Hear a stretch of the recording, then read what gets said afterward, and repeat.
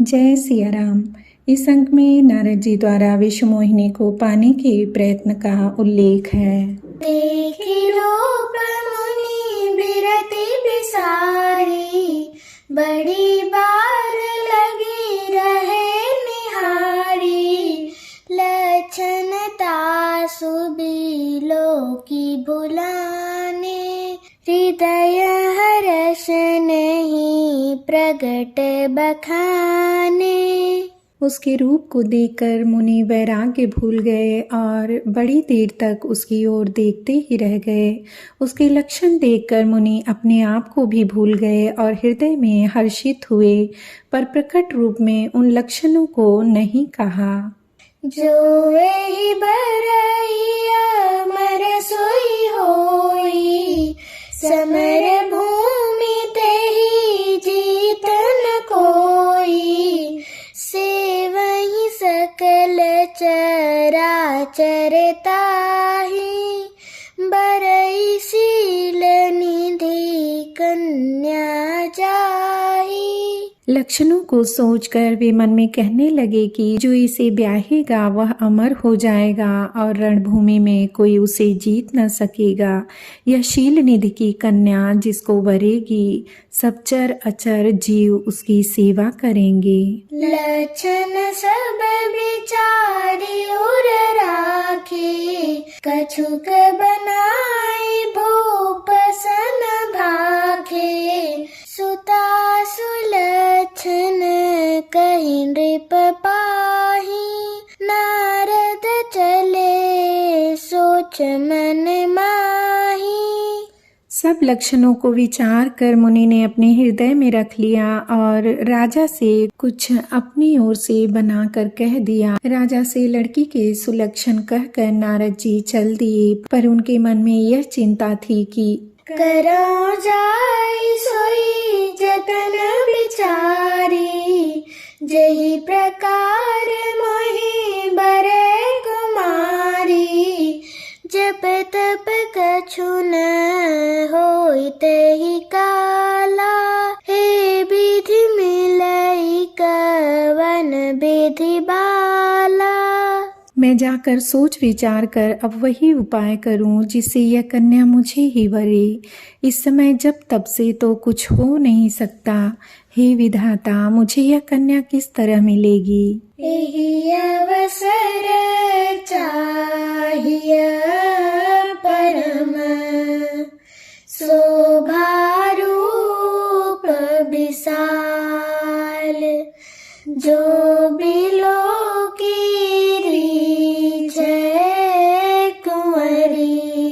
तब मेले जयमाल। इस समय तो बड़ी भारी शोभा और विशाल अर्थात सुंदर रूप चाहिए जिसे देखकर राजकुमारी मुझ पर रीझ जाए और तब जयमाल मेरे गले में डाल दे। हरि सन मांगो सुंदरताई, होई ही जात गहरू अति भाई। मोरे हित हरि सम नहीं को, यही अवसर सहाय सोई हो। एक काम करूं कि भगवान से सुंदरता मांगूं, पर भाई उनके पास जाने से तो बहुत देर हो जाएगी। किंतु श्री हरि के समान मेरा हेतु भी कोई नहीं है, इसलिए इस समय वे ही मेरे सहायक हों। बहुविधि विनय कीन्ही तेहि काला, प्रगटेउ प्रभु कौतुकी कृपाला। प्रभु बिलोकी मुनि नयन जुड़ाने, होई काजुहि ये हर्षाने। उस समय नारद जी ने भगवान की बहुत प्रकार से विनती की। तब लीलामय कृपालु प्रभु वहीं प्रकट हो गए। स्वामी को देखकर नारद जी के नेत्र शीतल हो गए और वे मन में बड़े ही हर्षित हुए कि अब तो काम बन ही जाएगा। पति आरती कही कथा सुनाई, करहु कृपा करी हो सहाई। आपन रूप देहु प्रभु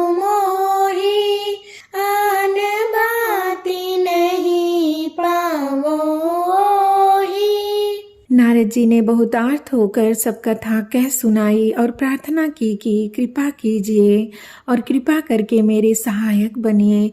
हे प्रभु, आप अपना रूप मुझको दीजिए और किसी प्रकार मैं उस राजकन्या को नहीं पा सकता। जेहि विधिनाथ होई हित मोरा, करहु सुबेगी दास मैं तोरा। निज माया बल देखी विशाला, यहाँ सी बोले दीन दयाला। हे नाथ, जिस प्रकार मेरा हित हो आप वही शीघ्र कीजिए। मैं आपका दास हूँ, अपनी माया का विशाल बल देख दीन दयालु भगवान मन ही मन हंस कर बोले। जेहि विधि होई परमाहित, नारद सुनहु तुम्हार। सोई हम कर बन आन कछु, बचनन मृषा हमार। हे नारद जी, सुनो, जिस प्रकार आपका परम हित होगा हम वही करेंगे, दूसरा कुछ नहीं। हमारा वचन असत्य नहीं होता। पथ माग रुज व्याकुल रोगी, बैदन दे सुनहु मुनि जोगी। एहि विदित तुम्हार मैं ठयऊ, कहियस अंतर हित प्रभु भयऊ। हे योगी मुनि, सुनिए, रोग से व्याकुल रोगी कुपथ्य मांगे तो वैद्य उसे नहीं देता। इसी प्रकार मैंने भी तुम्हारा हित करने की ठान ली है। ऐसा कहकर भगवान अंतर्धान हो गए। माया बिबस भये मुनि मूढ़ा, समुझी नहीं हरि गिरा निगूढ़ा। गवने तुरत तहाँ ऋषिराई, जहाँ स्वयंवर भूमि बनाई। भगवान की माया के वशीभूत हुए मुनि ऐसे मूढ़ हो गए कि वे भगवान की स्पष्ट वाणी को भी न समझ सके। ऋषिराज नारद जी तुरंत वहां गए जहां स्वयंवर की भूमि बनाई गई थी। निज निज आसन बैठे राजा, बहु बनाव करी सहित समाजा। मुनि मन हर्ष रूप अति मोरे, मोहि तजिया नहीं भरी न भोरे। राजा लोग खूब सज धज कर समाज सहित अपने अपने आसन पर बैठे थे। मुनि मन ही मन प्रसन्न हो रहे थे कि मेरा रूप बड़ा सुंदर है, मुझे छोड़ कन्या भूल कर भी दूसरे को न वरेगी। मुनि हित कारण कृपा निधाना, दीन कुरूपन जाई बखाना।